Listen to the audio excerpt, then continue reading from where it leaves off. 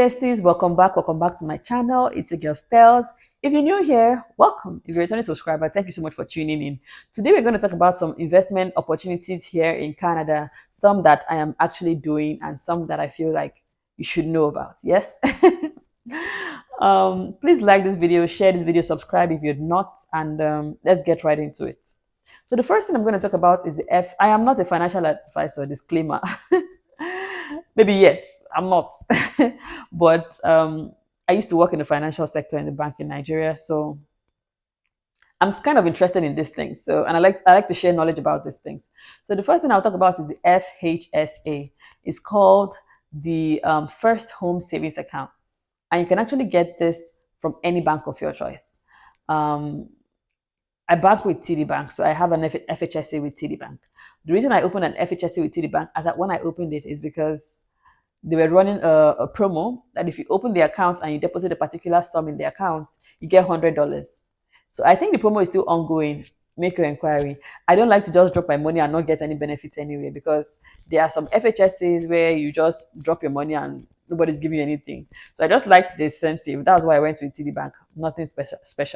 So I just like the incentive that they asked me to drop a particular amount and they give me $100. I'm like, $100 free money. Let's go for it. So First Home Savings Account. It's helping you to save towards your first home, just the way the name implies. So why is it important to open a First Home Savings Account? When you're accounting for your taxes, the government gives you a particular, I don't know the percentage, but they refund something to you because you are saving. They can see that you're saving for your house. So that's why it's important to open that account so that you can get that tax refund, right? So that's it. Then when you open the FHSA, you can decide to have, you can open it with a bulk sum and can decide to have monthly contributions. Now, if you open it to the bulk sum, right? What do you do with the money? The money just sits in the account, nothing is going on there. No. You can decide to put that money in a GIC. And what's the GIC? It's Guaranteed Investment Certificate. It's just like fixed deposit, shikina. If you're Nigerian, you know what fixed deposit is. You're fixing your money for a period. Now, the GIC can run for 6 months, 1 year, 3 years, 5 years, and like that. So, and you know, the higher the tenure, the higher the rate. So you can fix a GIC for 1 year. If you think that your house, you'll be ready to buy a house in 1 year, you can fix the GIC for 1 year. You can fix the GIC for 2 years if you're sure that by 2 years you'll be ready to buy the house, or you might not need to buy the house in less than 2 years, right? So yes, that's how we did it. That's what I feel you can do. Open an FHSA account with a bulk sum.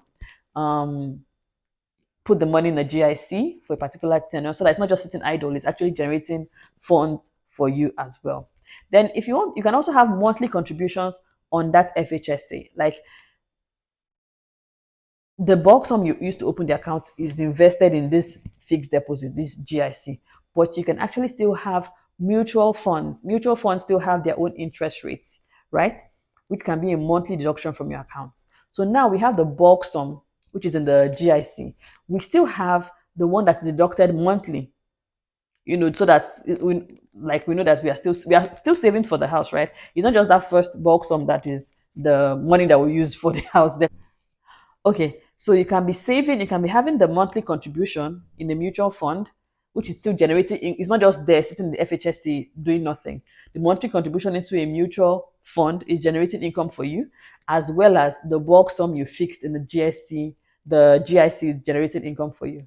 If you've saved the mutual fund to a particular amount and is, you know, getting much, you can still pull that out and put it in a GIC as well. So see, no, we cannot sleep here. We cannot sleep here. So that's why it's important to know these things. There was a time I did a video about going to the bank to make these inquiries.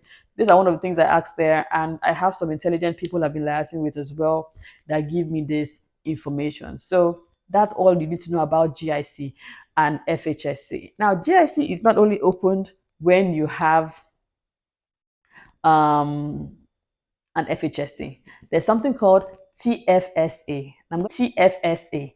TFSA is a tax-free savings account.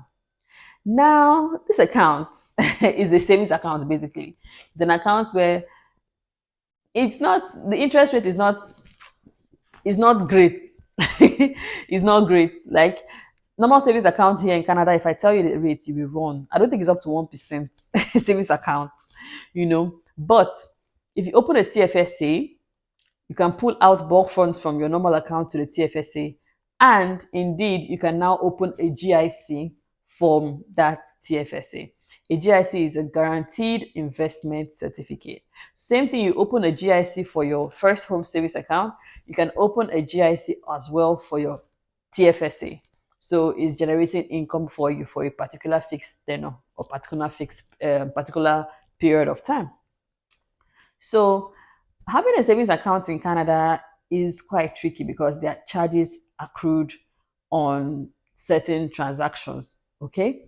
But if you have a checking account, I operate a checking account and I have zero charges. I operate with TD Bank. So regardless of the number of transfer I do, I have zero charges. But I have a minimum amount I must leave in that account.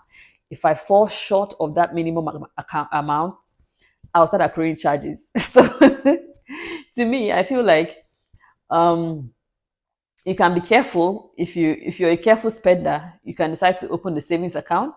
But if you're someone who does a lot of transactions like I do, I prefer to have a checking account, have that minimum balance, and still have some funds that I use to do my daily transactions.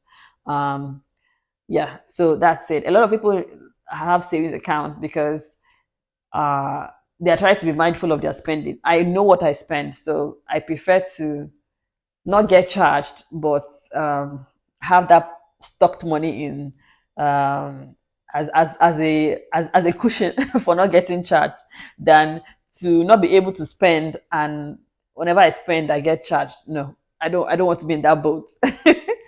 So that's it for the guaranteed investment certificate. So there's another one they call the RESP. RESP, Registered Education Savings what? Savings Plan. Savings Plan.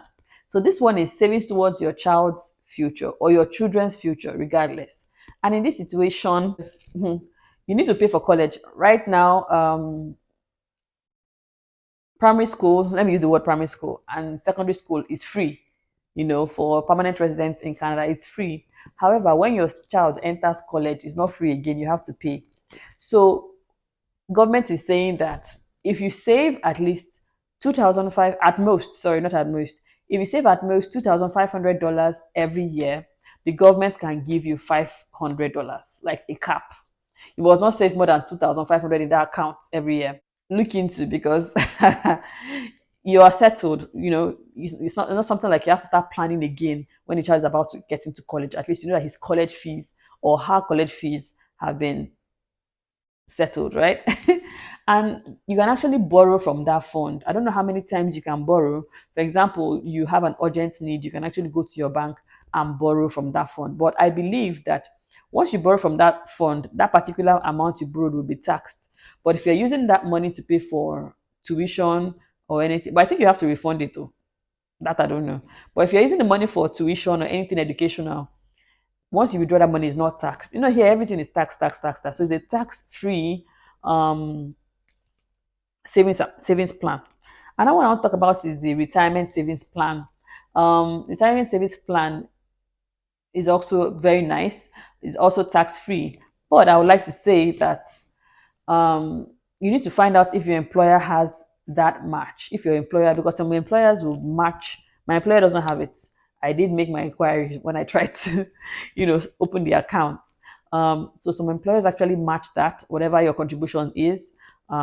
Yes, and it's very good. You need to look into it.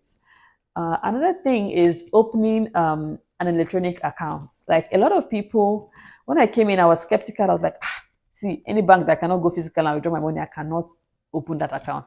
But I would like to introduce you to EQ Bank. EQ Bank is a safe platform. I have funds there. Almost everybody that I know that have opened that account has not had any issue with EQ Bank. In fact, it's a savings account, but you can do transfers without being charged. Okay, and you get interest as much as 2.5% compared to the banks you're using. So EQ Bank, it's very easy. You can even request for an ATM card and it gets sent to you. I did not even request for an ATM card because I just want to save funds in that bank.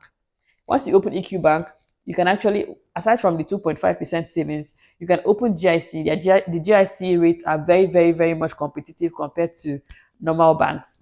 And their transfers are seamless. You know, sometimes you try to make transfers from your bank and the person tell you, I never get them. It's not the same with EQ Bank. It's not a sponsored post, but I'm just trying to tell you that EQ Bank is real. It's not a scam. I have referral code, but I don't want to include that. So it look as if I'm trying to, beg people to register with EQ Bank. So please go and register on EQ Bank to save more money, to get more interest for your money. And yes, that's it. There's something else I want to talk about, but I will talk about it in this video. Stay tuned. Keep your fingers crossed. I will talk about it in the next one. Thank you so much for tuning in again. I'm Girl Stels. Bye bye.